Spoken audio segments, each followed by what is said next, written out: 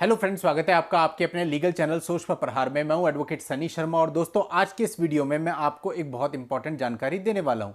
आज की इस वीडियो में मैं बात करने वाला हूं मेंटेनेंस केस की 125 सीआरपीसी की।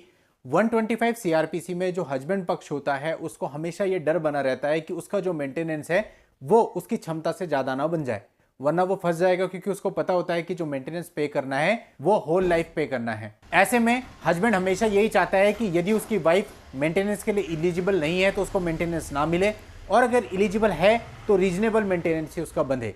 तो दोस्तों आज की इस वीडियो में मैं आपको 125 सीआरपीसी में पत्नी से झिरह के कुछ क्वेश्चन बताने वाला हूं।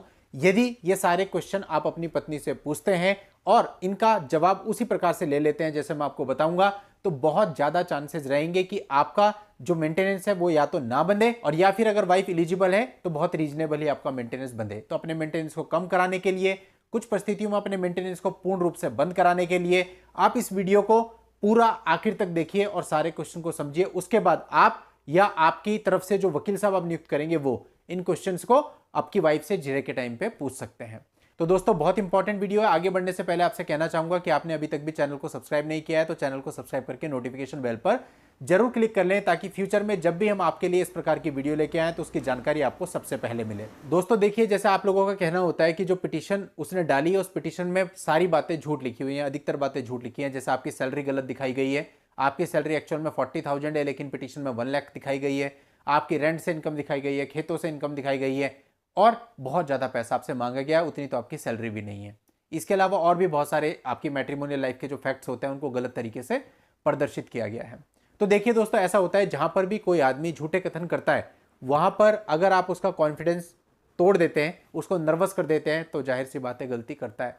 और कोर्ट के अंदर तो आदमी वैसे ही नर्वस रहता है झिरह के टाइम पे। उस समय पे अगर आप कॉन्फिडेंटली ये सारे क्वेश्चन पूछेंगे तो आपको बहुत मदद मिलेगी। पहला क्वेश्चन आप पूछिए आपकी शादी कब हुई थी, उससे शादी की डेट ले लीजिए। दूसरा क्वेश्चन पूछिए कि शादी के बाद किस बात को लेकर के डिस्प्यूट हुआ था और ये डिस्प्यूट कब से स्टार्ट हुआ था। देखिए डिस्प्यूट का कारण क्या होता है, दोनों में से कोई एक पार्टनर एडल्ट्री में हो तो डिस्प्यूट होता है, या सास बहू का आपस में नोकझोंक होती है उससे डिस्प्यूट होता है, या आपकी ईगो की वजह से कई बार डिस्प्यूट होता है। तो कुछ तो वो कारण बताएगी जो भी रहा होगा। तीसरा सवाल आप उनसे ये पूछिए कि आपके बीच में डिस्प्यूट क्यों होता था, क्या वो आपको मारते पीटते थे या जो भी है, तो वो कुछ ना कुछ रीजन बताएगी, जैसे कि मारते पीटते थे या दहेज के लिए परेशान करते थे या कुछ और। तो फिर आपने पूछना है ठीक है वो ये सब करते थे कि आप भी अपनी तरफ से कुछ करती थी, आपकी भी कोई मिस्टेक होगी, क्योंकि ताली तो दोनों हाथों से बजती है।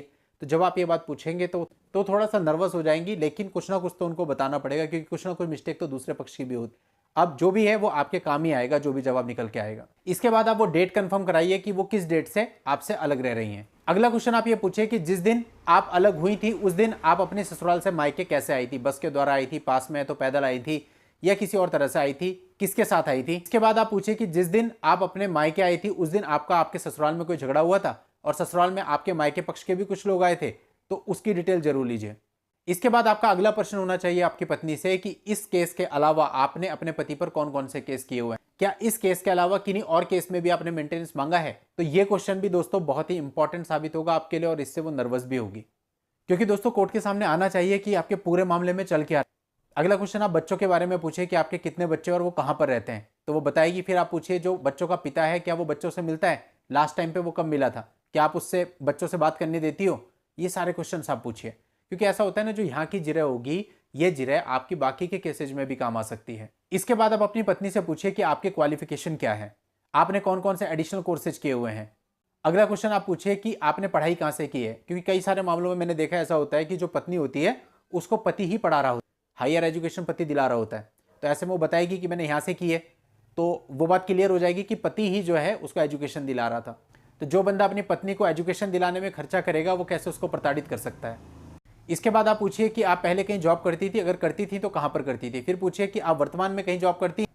वो ऑब्वियसली इस क्वेश्चन के आंसर में अधिकतर अगर उसकी गवर्नमेंट जॉब नहीं है तो ना ही कहेगी कि नहीं अभी हम जॉब नहीं करते हैं। और अगर हाँ कहती है तो आप उसकी सैलरी पूछिए कि आपकी करंट ऑन रिकॉर्ड सैलरी कितनी आती है। इसके बाद आप उससे पूछिए कि आपका जो पति है वो आज की डेट पर भी आपके साथ ही रहना चाहता है, तो क्यों नहीं आप इस केस को खत्म करके समझौता करके उसके साथ में जाकर रहने लगती हैं। तो इसका जो भी जवाब आएगा उसको आप नोट डाउन करवाइए। देखिए 125 सीआरपीसी के अंतर्गत आपको 2-3 बातें होती हैं जो ध्यान रखनी है। या तो आपको यह साबित करना है कि पत्नी साथ में खुद की मर्जी से नहीं रहना चाहती। यदि पत्नी का कोई गलत संबंध है तो आपको वो साबित करना होता है, क्योंकि कानून कहता है कि अगर इस प्रकार का उसका कोई संबंध है तो वो मेंटेनेंस के लिए अधिकारिणी नहीं है। इसके अलावा यदि उसकी कोई अच्छी जॉब और वो अच्छी सैलरी वहां से ले रही है तो इस चीज को साबित करना होता है। तो ये सारे क्वेश्चन जब आप पूछोगे तो इसमें कुछ क्वेश्चन के आंसर तो वो समझदारी से देंगी, कुछ क्वेश्चन के आंसर ऐसे होंगे जो नर्वस होकर देंगी, और बहुत सारे आंसर ऐसे होंगे, आप विश्वास मानिए, जो कि आपके काम आ जाएंगे, मेंटेनेंस में आएंगे या फिर कहीं किन्हीं और केसेज में आपके काम आ जाएंगे। तो इस प्रकार से आप अपनी जिरे को और शानदार बना सकते हैं। ये तो बेसिक क्वेश्चन है जो जनरल है, जो सभी पूछ सकते हैं, लेकिन आपके मामले की परिस्थितियों के अनुसार प्रश्न इसमें और भी ऐड किए जा सकते हैं। तो चलिए दोस्तों, आज के इस वीडियो में इतना ही। नेक्स्ट वीडियो में नई लीगल जानकारी के साथ मैं आपसे फिर मिलता हूं। तब तक के लिए goodbye and thank you for watching. Take care.